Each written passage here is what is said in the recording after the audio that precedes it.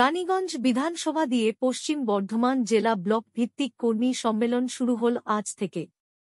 রানীগঞ্জ বিধানসভা রানীগঞ্জ ব্লকের কর্মী সভার মধ্য দিয়ে শুরু হল পশ্চিম বর্ধমান জেলা তৃণমূল কংগ্রেসের ব্লক ভিত্তিক কর্মী সভা।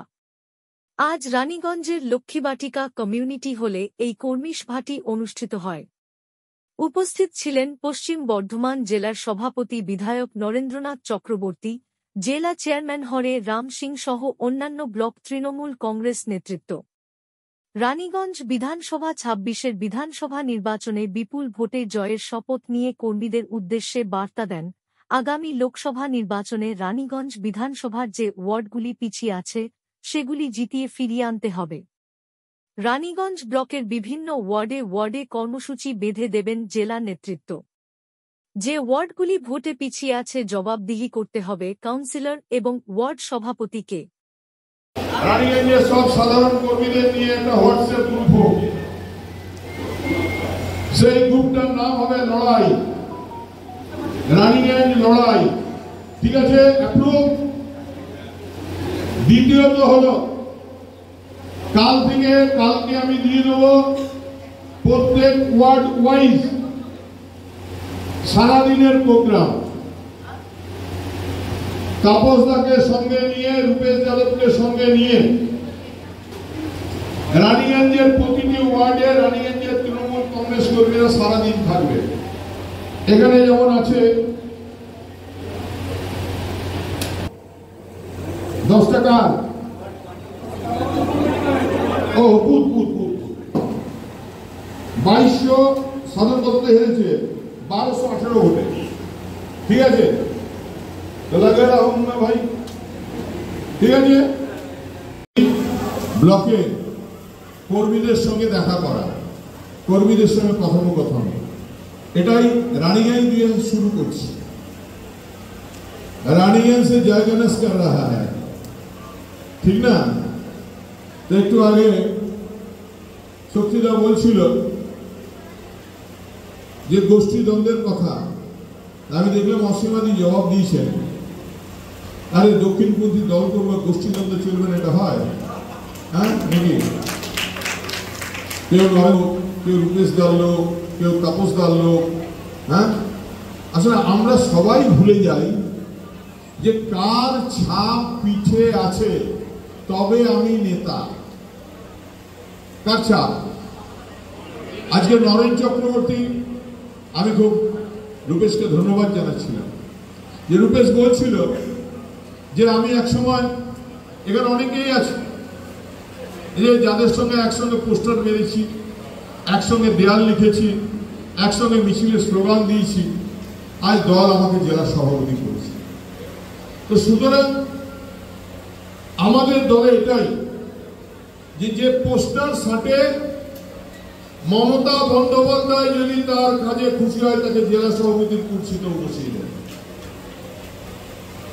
সুতরাং যার সঙ্গে মমতা বন্দ্যোপাধ্যায়ের নাম আছে তিনি নেতা। আর যদি কেউ ভাবে ফেসবুক, টুইটার আর হোয়াটসঅ্যাপ করে তিনি নেতা হবেন, নেতা হতে পারবেন না।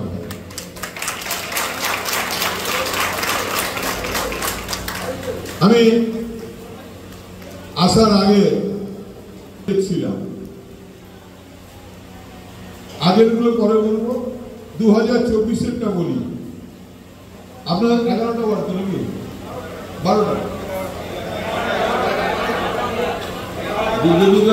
11টা ওয়ার্ড, 12টা। এখনো ওপেনিং হয়নি পার্কিং, এমপি ফান্ড থেকে হয়েছে, তার এখনো ওপেনিং হয়নি। তাহলে এত কাজ, আপনাদের মধ্যে 26টা হাইপাস টাওয়ার লেগেছে, আপনাদের 32টা রাস্তা হয়েছে। এমন কোন রাস্তার মান উন্নয়ন হয়নি নেই। বিধান আসার পর আপনাদের ডিমান্ড ছিল ফুটপাথটা, বিধান সেটাও সাজিয়ে দিয়েছে। এবং আমাকে সেদিন বলছিল, দাদা রানীগঞ্জে কি কাজ করতে হবে বলো, করে দেবো, যেমন ভোটটা আমাদের আশা রাখে। তো আমি আজকে এসেছি কে হেরেছে আর কে জিতেছে শোনার জন্য। Will overcome. আমরা করব জয় নিশ্চয়, আমরা সবাই মিলে জিততে হবে। আমি তো গোটা পরশুদিন বোধহয় এটা ফাইনাল হয়েছে, এই প্রোগ্রামটা পরশুদিন ফাইনাল হয়েছে। 24 ঘন্টা টাইম দিয়েছে, 24 ঘন্টার মধ্যে এত মানুষ আপনারা উপস্থিত হয়েছে, প্রায় সব কাউন্সিলররা এখানে উপস্থিত আছেন। তাহলে আমরা তো পারি। তাহলে খুঁজতে হবে যে কোথায় ভুলটা, মানুষ কেন আমাকে ভোট দিচ্ছে না। এমএলএ জিতছে, এমপি জিতছে, কিন্তু যখনই সাধারণ নির্বাচন হচ্ছে এমএলএ এমপি, আপনারা বলেন अरे कोई बात नहीं है, तापसदा जरूर एमएलए बन जाएगा, वो अंडा जीता देगा, हम लोग बैठ बैठ के अंगूर चूसेगा। हाँ, ऐसा होगा क्या? तो क्या करना है, कैसे रानीगंज को रिवाइव करना है, इसका लिए ये मीटिंग है। আপনারা প্রত্যেকে যারা আজ এখানে এসেছেন তারা শপথ নিন। আমি তো রানীগঞ্জ দেখেছি, আমি লড়াই রানীগঞ্জে আমরা কাজ করব, মানুষের পাশে থাকবো, সবাই জিতবো, কিন্তু মানুষ যদি ভোট না দেয় তাহলে কি করে হবে?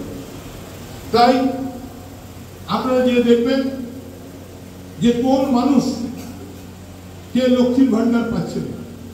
আরে যদি কাউন্সিলররা সবাই নিজের নিজের এলাকায় সপ্তাহে একদিন করে দরবার বসাবেন,